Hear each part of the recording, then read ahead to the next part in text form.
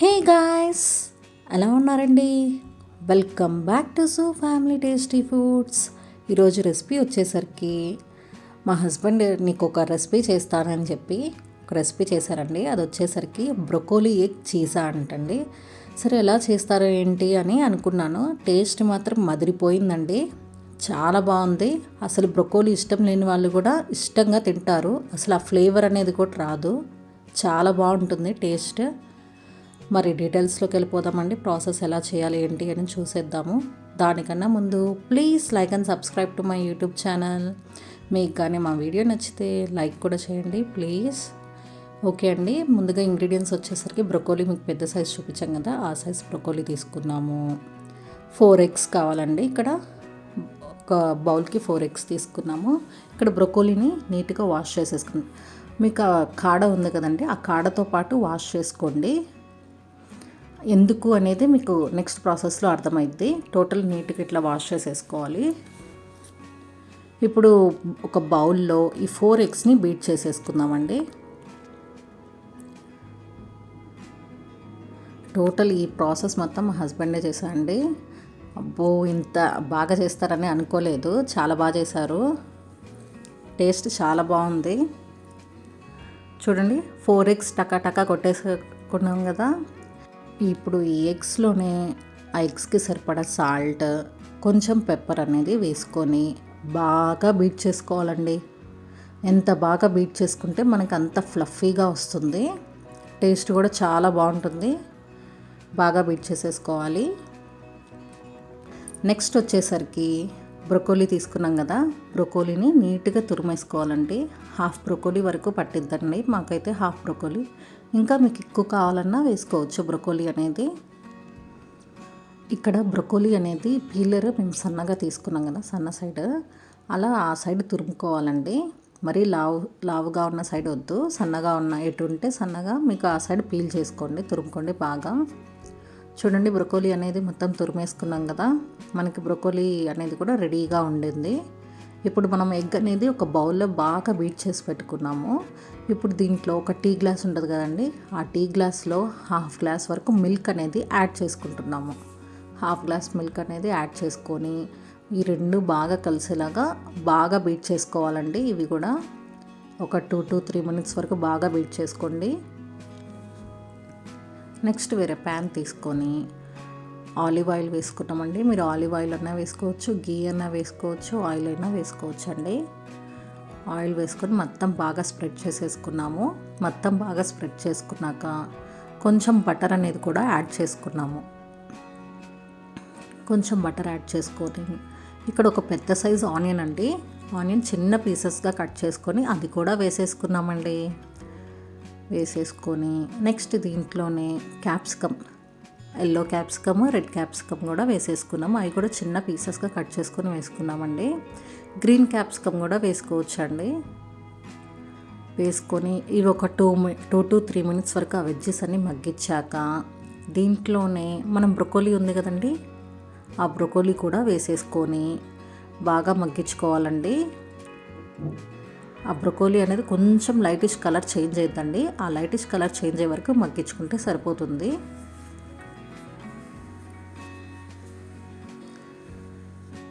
చూడ్డానికి చాలా కలర్ఫుల్గా ఉంది కదండి, ఎల్లో, రెడ్, వైట్, గ్రీన్, చాలా కలర్ఫుల్గా ఉంది కదా. మీరు కావాలంటే దీంట్లో స్వీట్ కార్న్ కూడా యాడ్ చేసుకోవచ్చు. ఈ బ్రొకోలీ ఇవి అనేది హాఫ్ మగ్గాక మనం టమోటా తీసుకున్నామండి. టమోటా సీడ్స్ తీసేసి వేసుకున్నాము. ఎందుకంటే టమోటా నుంచి నీరు వస్తుంది కదా, అందుకని ఒక 3 minutes 5 minutes తర్వాత వేసుకున్నాం. టమోటా అనేది వేసుకొని మగ్గించుకుంటున్నామండి. చూడండి, మొత్తం బాగా మిక్స్ చేసేసుకున్నాం కదా. దీంట్లోనే కొంచెం రుచికి సరిపడా సాల్ట్, కారం అనేది కూడా యాడ్ చేసుకున్నామండి. కారము, పెప్పర్, చిల్లీ ఫ్లేక్స్ అన్నీ వేసుకొని అన్నీ బాగా కలిసేలాగా మిక్స్ చేసేసుకున్నాము. అన్నీ వేసాక ఒక 2 minutes మగ్గించుకొని స్టవ్ ఆఫ్ చేసుకోండి, సరిపోతుంది. ఇప్పుడు ఈ స్టఫ్ మొత్తాన్ని ఒక బౌల్లోకి ట్రాన్స్ఫర్ చేసేసుకున్నాం కదండి. నెక్స్ట్ మనం బీట్ చేసుకున్న ఉంది కదండి ఎగ్, ఒకసారి బాగా మిక్స్ చేసేసుకొని ఒక హాఫ్ బౌల్ వరకు ఆ ఎగ్ అనేది ఆ కర్రీస్కి యాడ్ చేసేసుకున్నామండి.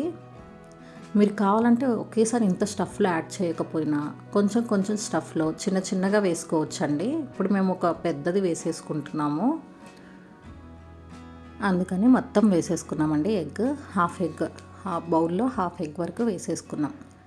వేసుకొని మొత్తం బాగా మిక్స్ చేసేసుకున్నాం కదా. ఇప్పుడు ప్యాన్లో కొంచెం గీ కానీ బటర్ కానీ వేసుకొని లైట్గా ఈ వెజ్జీస్ ఉన్నాయి కదండి ఆ మొత్తం నీట్గా స్ప్రెడ్ చేసేసుకుందామండి. ఇప్పుడు మనం మిక్స్ చేసుకున్న ఎగ్ స్టఫ్ ఉంది కదా, మొత్తం వేసేసుకొని నీట్గా స్ప్రెడ్ చేసేసుకొని, చూడండి నీట్గా స్ప్రెడ్ చేసేసుకున్నాం కదా. ఇలా చేసేసుకొని మూత పెట్టేసుకోవడమే అండి. మూత పెట్టుకొని కరెక్ట్గా ఒక 3 minutes తర్వాత లైట్గా మీకు సైడ్స్ లైట్గా బబుల్స్ లాగా వస్తుందండి. మీకు వీడియోలో చూపిస్తున్నాం కదా, అలా బబుల్స్ లాగా వచ్చిన తర్వాత కొంచెం చీజ్ తురుముకోండి. చూడండి ఇక్కడ మూత తీసి ఒకసారి చెక్ చేసుకుందాము. సైడ్ లైట్గా బబుల్స్ లాగా వచ్చింది కదా. ఇప్పుడు చీజ్ తురిమేసుకుందామండి. చూడండి పైన ఒక లేయర్ వరకు చీజ్ అలా తురిమేసుకున్నామండి. చీజ్ అనేది ఆప్షనల్ అండి, కావాలంటే వేసుకోండి, వేసుకుంటే ఇంకా బాగుంటుందండి టేస్ట్.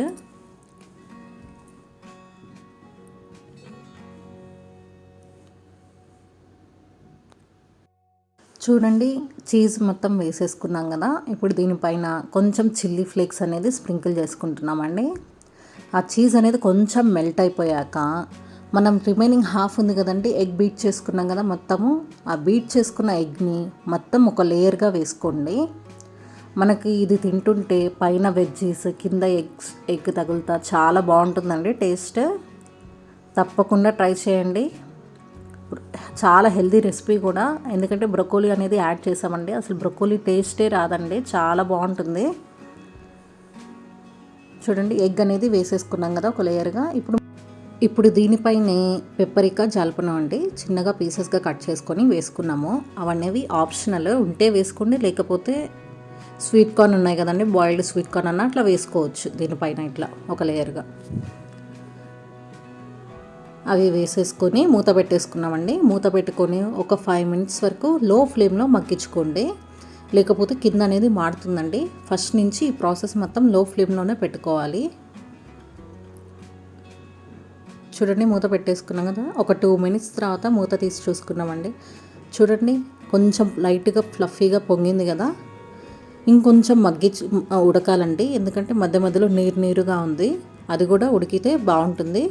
ఇప్పుడు మళ్ళీ పెట్టుకొని ఒక 2 minutes మగ్గించుకుందామండి. చూడండి మూత తీసి చూసుకుందాం, ఆల్మోస్ట్ అయిపోయిందండి. ఇప్పుడు దీనిపైన కూడా లైట్గా చీజ్ అనేది వేసుకుంటున్నాం. లైట్గా చీజ్, కొంచెం చిల్లీ ఫ్లేక్స్, ఒరిగెనో ఉంది కదండి, ఒరిగెనో మొత్తం చుట్టూ స్ప్రెడ్ చేసేసుకుందామండి. చూడండి మొత్తం స్ప్రెడ్ చేసేసుకున్నాం కదా. చీజ్, చిల్లీ ఫ్లేక్స్, ఒరిగెనో మొత్తం వేసేసుకొని మరో 2 minutes.